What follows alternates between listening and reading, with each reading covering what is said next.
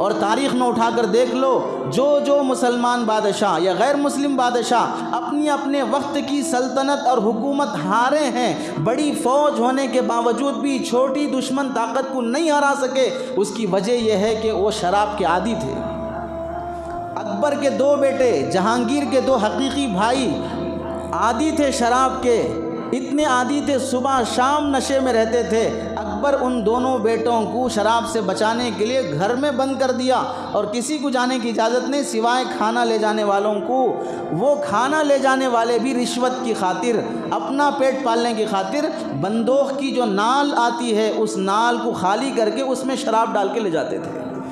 चंद साल भी नहीं जिए, जवानी 35-25 साल की उम्र में दोनों बेटे मर गए। आज तारीख़ में अकबर के बेटों में इनका नाम तक भी जिक्र नहीं किया जाता है। और शायद आप लोग भी पहली बार सुने होंगे कि अकबर के दो बेटे ऐसे भी थे जहांगीर के भाई।